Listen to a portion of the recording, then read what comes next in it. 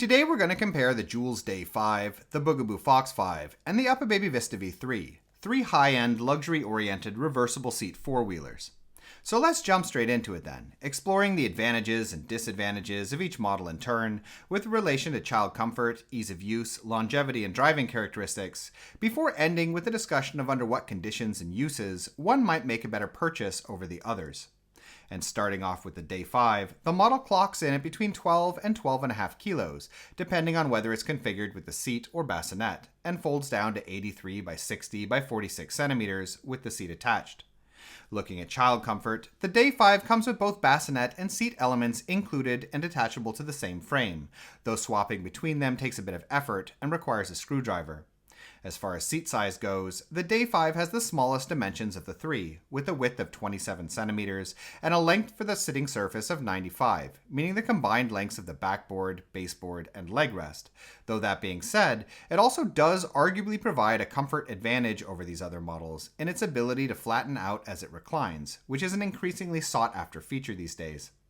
The model's canopy is extendable, though it does stretch out a little less than on these other models, providing a bit less sun coverage, in particular when attached to the bassinet due to the horizontal positioning. As far as parent comfort is concerned, the Day 5 has the highest range of handle height among these models, between 103 and 113 centimeters, though its shopping basket, while decently sized versus the wider market, is the smallest of three. And when it comes to folding, the Day 5 has a few negatives as well, with the folding triggers being a little loose, yet also taking a fair amount of finger strength to pull, and the model also only folding down as a single piece with the seat facing forwards, not when reversed or with the bassinet. That being said, it is the most comfortable of these three to lift in my opinion, due to a handy carry strap on the underside of the seat. It's the shortest in terms of folded size, which can help with smaller trunks, and it locks together when folded, with a comfortably positioned button on one of the central hubs to open it back up. As far as the feel of the Day 5 goes, it has a rigid and generally sturdy feel, with the only somewhat fiddly area being the handle, which is a little asymmetrically stiff to raise and lower. Lastly, when it comes to driving, the Day 5 has a bit less suspension and smaller front wheels than these other models, and while it can still tackle broken sidewalks, lighter cobblestones, easier parks and the like, it will feel the most jittery off-road. Alright, moving on, the Fox 5 is a bit lighter than the Day 5, between 10.4 and 12.2 kilos, with the seat or bassinet accordingly, and folds down to a taller, though slightly slimmer, 44 by 60 by 90 centimeters. When it comes to child comfort, the Fox also comes with both the seat and bassinet included and attachable to the same frame, though the process of switching between them is a little easier, at least in that it doesn't require additional tools.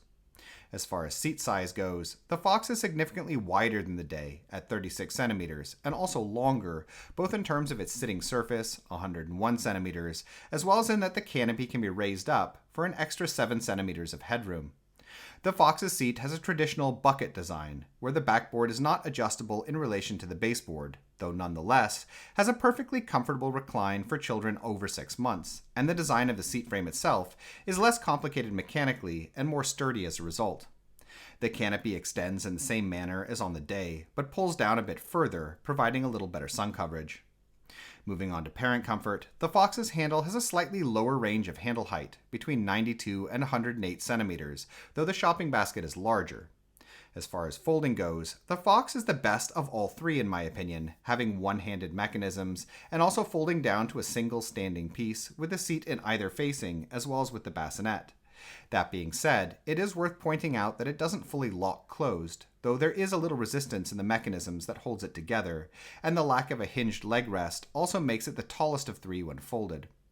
As far as how the Fox feels to use, it also has a strong, substantial feel with tightly fitted components, but the use of thick plastic joints, as well as suspension built into the central bar, gives it a lighter, springier, and less rigid feel than these other models. And when it comes to driving, the Fox's larger wheels and multi-layered suspension make it the best of three by a good margin in my opinion, for tackling rougher conditions.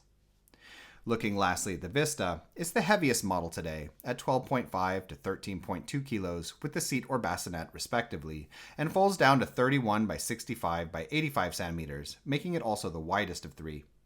As far as child comfort goes, the Vista can be purchased just with the seat at a lower price, which is not possible with these other two, making the bassinet an entirely separate element. Like the Fox, the Vista seat also has a bucket design with a raisable canopy, though its leg rest is hinged like the Day's. As far as the dimensions of the Vista's seat go, the sitting surface is a little wider than the Day seat, though narrower than the Fox's at 30 centimeters, while it has an identical length to the Fox at 101. The canopy is similarly extendable and provides more or less equal sun coverage to the Fox, and the model has an advantage over these other two when it comes to ventilation in a removable liner covering a large mesh window in the seat back. The bassinet is equally as nice as with these other two models, should you choose to buy it for the newborn period, though I'd note that there's also a cheaper insert available for the seat that will make it flat like the Day's and usable for newborns. Moving on to parent comfort, the Vista's handle is adjustable between 101 and 108 centimeters, while its shopping basket is more weight capable than these other two models, carrying up to 13.6 kilos versus 10 on the other two, and is also the largest and most accessible. As far as folding is concerned, the Vista is similar in a lot of ways to the Day, involving two hands and only folding down to a single standing piece with the seat facing forwards. However, that being said, the handle's not quite as stiff to lower, and the folding triggers aren't as loose and are a tad lighter to pull.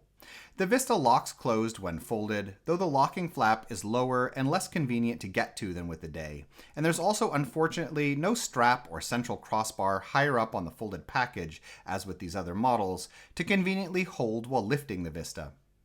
With regards to how the Vista feels to use, the handle sits a little looser than with the other two, but otherwise it's also quite sturdy feeling and a little more on the rigid side like the Day. It's a bit longer than both of these other models, which makes it a tad heavier to maneuver, but that being said, the added length is necessary for the Vista's tandem function, which in itself may be a significant advantage over both of these other models, depending on your needs. Looking lastly at driving, the Vista is in the middle with regards to terrain capability, having better suspension built into the chassis than the Day and also larger front wheels, but where the wheels themselves are harder, and with its similarly rigid chassis, like the Day, it can't quite tackle the level of rough ground that the Fox can. So which of these models would I recommend getting then? All three are quality strollers in my opinion, and all are also most ideal for life on foot in an urban environment due to their somewhat larger size. Between them, the Day 5 may be appealing to parents who care about a flat reclined position, and is, overall, the most manageable with regards to folded size, but is also the model here with the least terrain capability in case you plan on doing a bit of off-roading.